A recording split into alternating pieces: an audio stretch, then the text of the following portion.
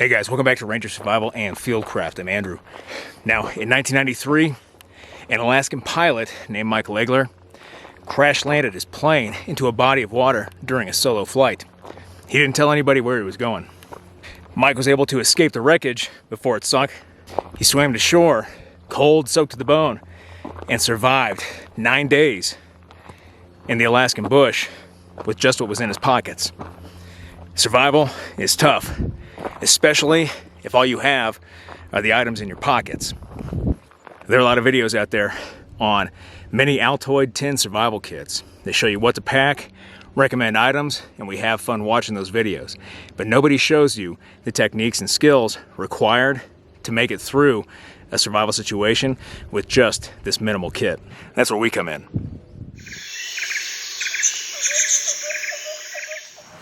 Hey guys, before we start, like, subscribe, leave a comment below. Thanks.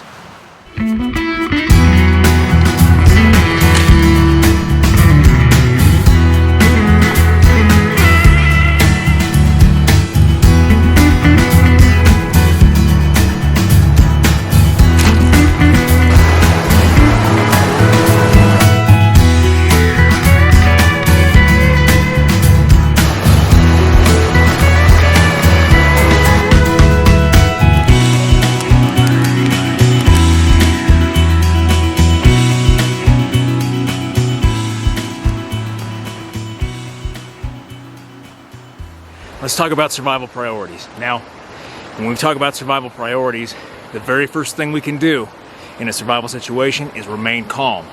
Remain calm because the decisions we are about to make are going to have consequences down the line. Now, it doesn't matter what type of scenario got us into a survival situation. It can be something as dramatic as a downed aircraft, or it could be something as routine as getting lost and being a lost hiker.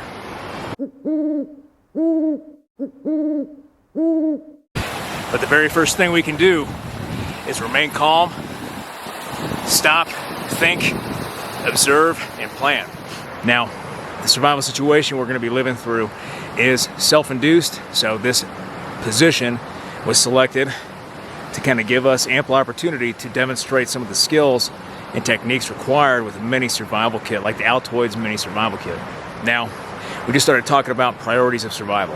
Our next priority of survival, after remaining calm, thinking, observing, and then planning and starting to size up our situation, is to assess ourselves. Now, we want to assess ourselves for medical aid. Do we have any injuries on us? Are we suffering any injuries or wounds?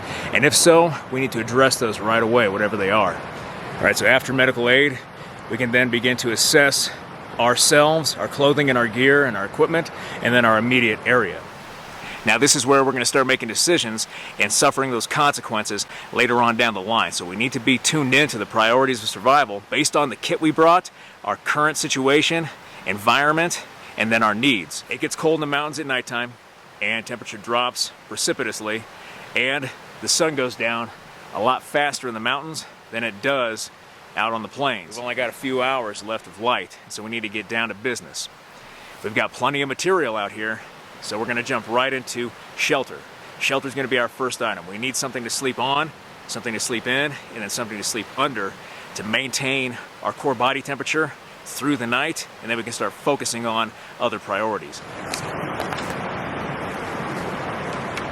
Now our tripod is set up. We want to make sure that our tripod structure is big enough to where we can fit underneath, right? So we can lay down on the ground, measure from our head to our feet, and then to our shoulder to shoulder to make sure that we're going to have enough room underneath the shelter, and then we can start collecting debris and more branches to go on the backside, and then insulate our shelter from the ground and then from the actual ambient air to create a nice shelter that's going to be warm for the remainder of our night.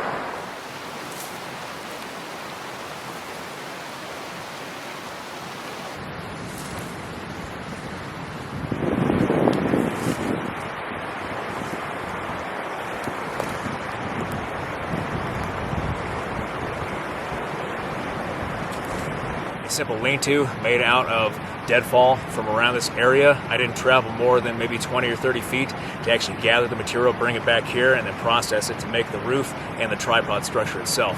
Hardest part, gathering these pine boughs.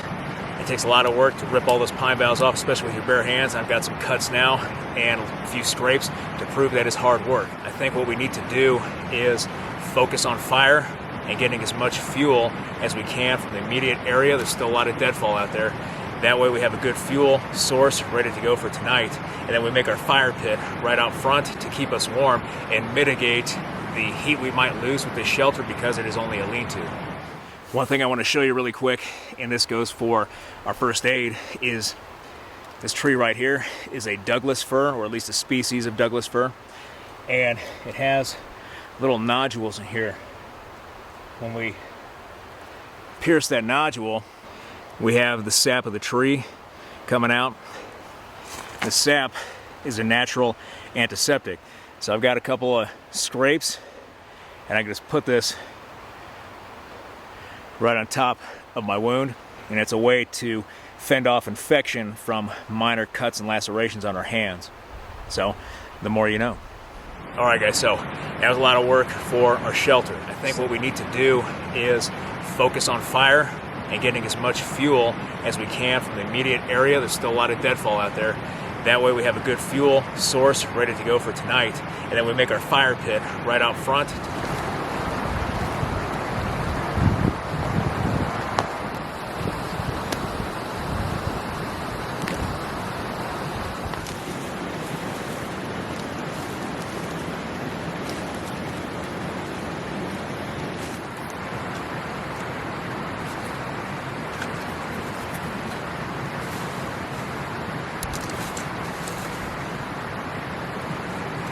Got our fire pit out front with our fire lay and tinder ready to go. We grabbed some tinder from across the creek, and then we've got our fire lay set up with a platform underneath to protect the tinder from the earth. We've got our firewood pile, initial firewood pile, over here to the right. We definitely need a lot more, so I think what we do is go and make a final push for a lot of firewood in the immediate area. There's still a ton of deadfall everywhere, and a lot bigger sections of deadfall that we can use that will burn longer through the night and keep us warm.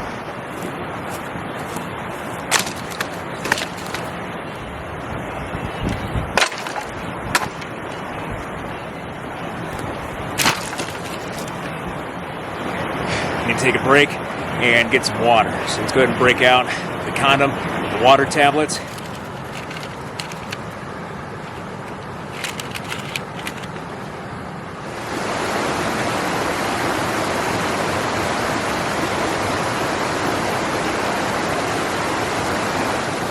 Put the tablet right at the top here and then open it up so it drops down in there, and that's our water. Wait 30 minutes and this should be good to go.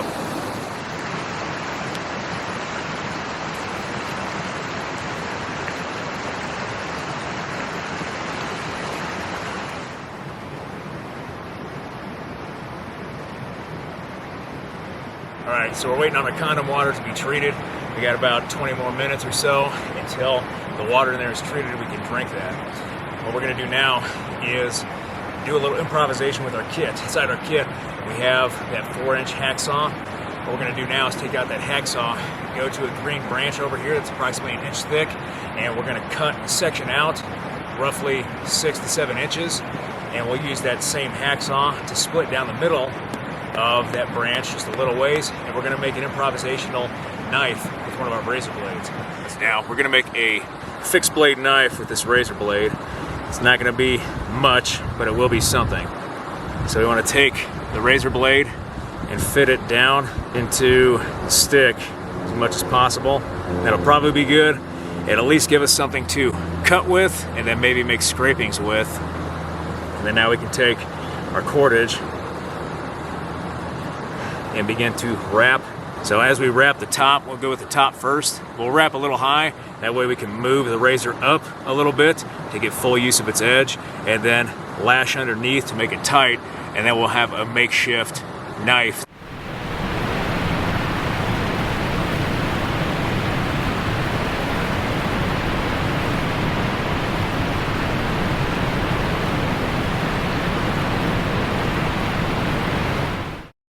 And then here is our makeshift knife or our shiv, and just an improvised cutting tool.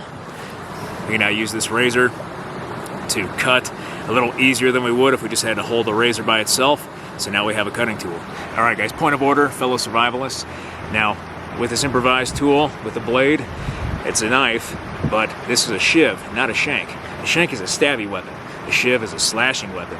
So just wanted to clear that up. All right, so we're kind of settled into our survival situation. Got a little confidence with our shelter, so we're secure for the night in a shelter. We got our fire pit and a lot of fire material with our tinder ready to go with some of the fire starters that we have in our kit. We've got some water purifying in a condom that's hanging up right now, safe, out of the way. Now let's lean forward on the survival situation and move on to that next priority, which is food. Now, with food, we've got snare wire in here, and then we've got fishing line, fishing hooks, and a couple of sinkers. Let's go ahead and take out our fishing kit out of our handy-dandy Altoid survival tin. Then we're going to pull out some hooks and line. We're going to attach it to this fishing rod that I cut down with the hacksaw and use it for a couple of pools up here where I've seen some of the small rainbow trout swimming and feeding off of the waterfall. So there's a small pool up there. We'll get up behind a rock and we're going to try to do some fishing. Got our hook and sinker. If you can't tie a knot, tie a lot, right? Just going to wrap it up around here right now until we're ready to use it.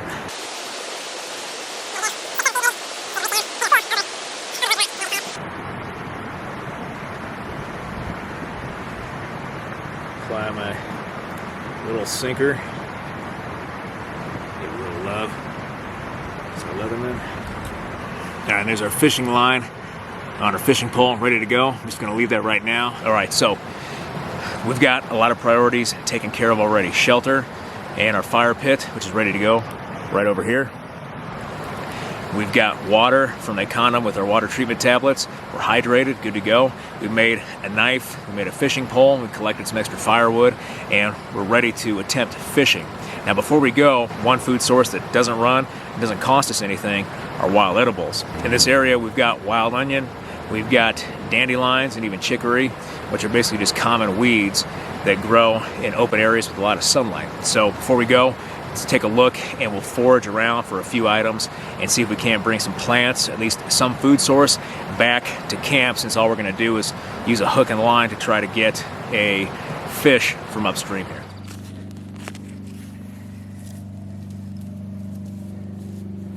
All right, check out our haul. We got some wild veggies here for dinner tonight. We got a bunch of wild onions, and next we got a bunch of dandelions. You can eat the flower head right away. Okay, and that is good to go.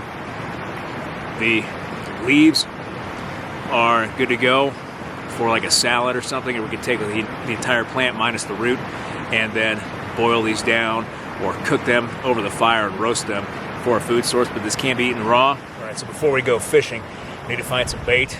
The best place to look is close to water and then start digging through the soil. We just happen to have a couple little grubs. Just happen to have some worms right here. Figure me get a couple of these, be a good bait. I get out my tin, that's where I'm gonna put my bait. And now we've got bait, we can go fish.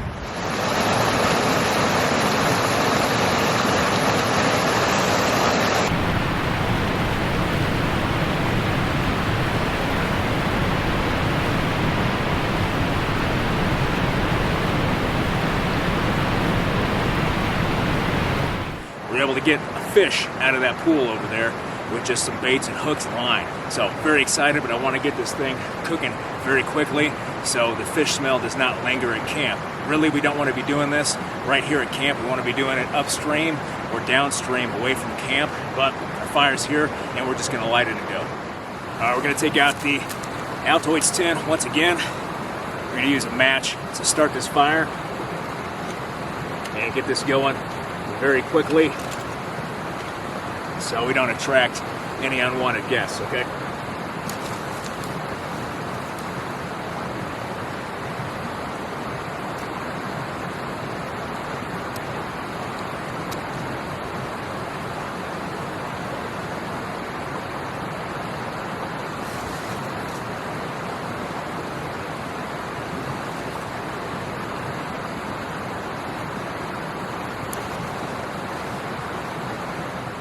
All right, first match didn't work. We got to do it again.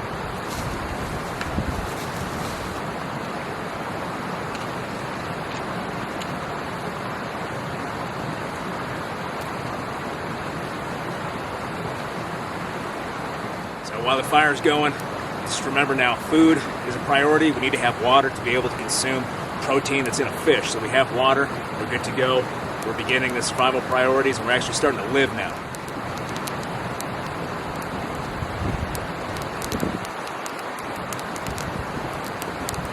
I think we'll just sit them on like that.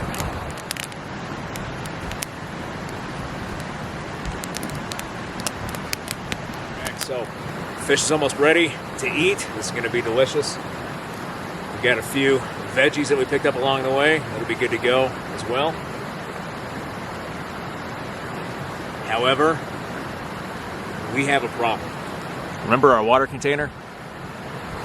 Well, we lost our water container.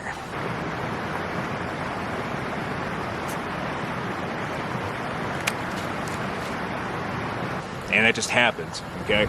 Condom is a good improvised method for carrying a quart of water or so and being able to treat it, at least once in this case. However, it is very, very fragile. But I show you this to let you know that the condom is doable. However, it is extremely fragile, and you have to be very, very careful with these condoms to make them even work once or twice. So now that we don't have this, we're going to plan B. We boil water inside our Altoids tin. That's going to give us, a sip at a time, or we can go straight to the source and drink from that. I think drinking from the water source is a good idea. So we're going to have to get real. We're going to have to use our Altoids tin to actually boil water.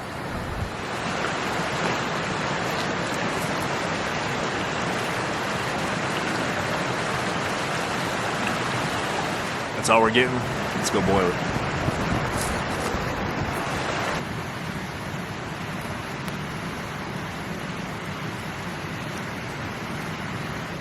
This is like the happiest, saddest meal I've ever had.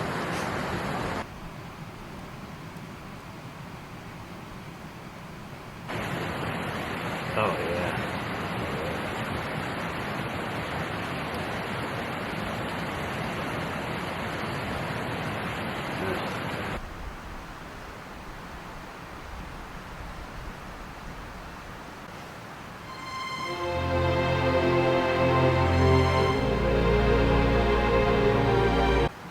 That is good. Get out of here. That's so good. I can't believe we got a fish. I'm blown away by the fact that that little pool can pull a little rainbow trout out with a grub on a hook. Very, very thankful. This fish is a good source of protein and fat. And fat is what you need in a survival situation to maintain your mental focus, mental clarity. It gives you energy. So, fish first. Here's our water, a sip at a time. Pretty disappointed that the condom didn't last as long as I thought it would. But you can see water here.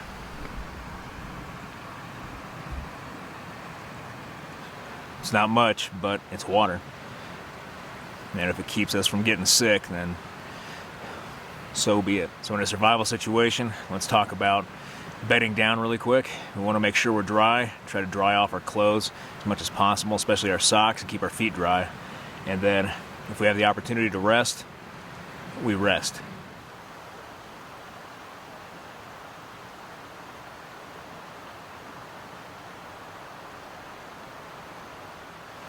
All right, guys, so lights are going out.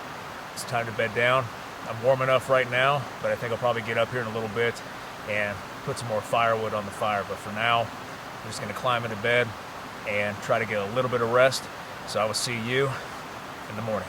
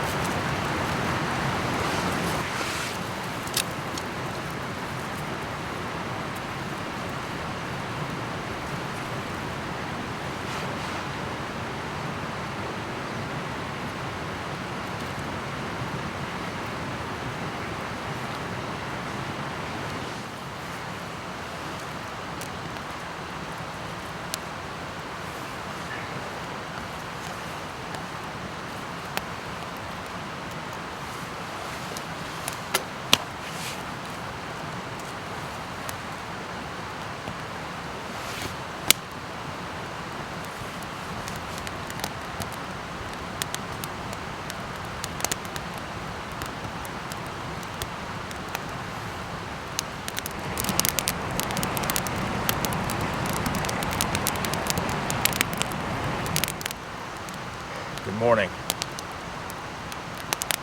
Feeling groggy and dehydrated.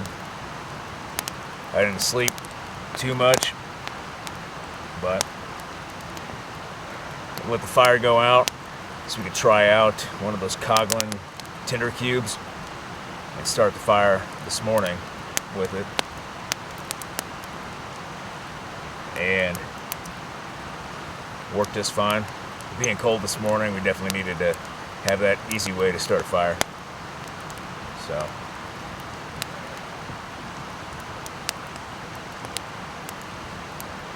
I think we warm up and we'll let the sun come up a little bit more. It's just about to crest into the valley from the looks of it. So the sun's almost here. We'll just sit and enjoy the fire, stay warm, and then we'll start to plan our exit strategy to get out of here.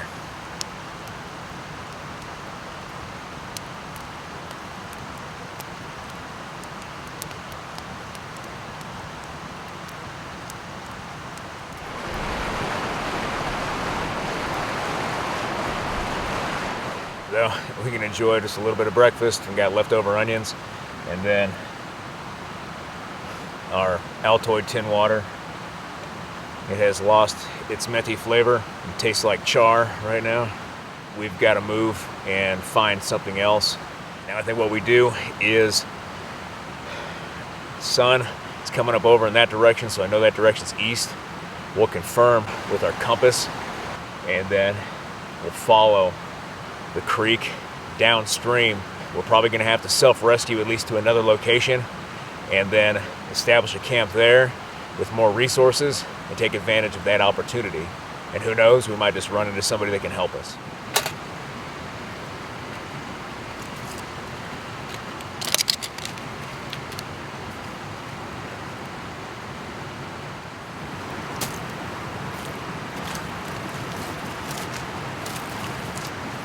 All right, so we're moving and heading east down to lower ground, following the creek. It's right over here. So we'll just use the creek as a handrail and just follow it on down and see what we find.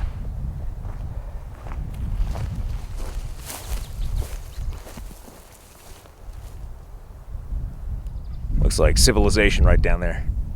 I think we found our way out. All right, guys. Well, I hope you liked that video. Mini Altoid Tin Survival Kit overnight showed you the skills necessary to survive with one of these minimalist kits out in the wild. If you did like this video, hit that like button, hit that subscribe button, leave me a comment in the comment section. I always appreciate your feedback. I want to thank you guys for everything you do for me and for the channel, for your likes, your views, your subscriptions, your comments, your feedback, and your shares. And I'll be back with another video as soon as I can, guys. Thanks. Until next time.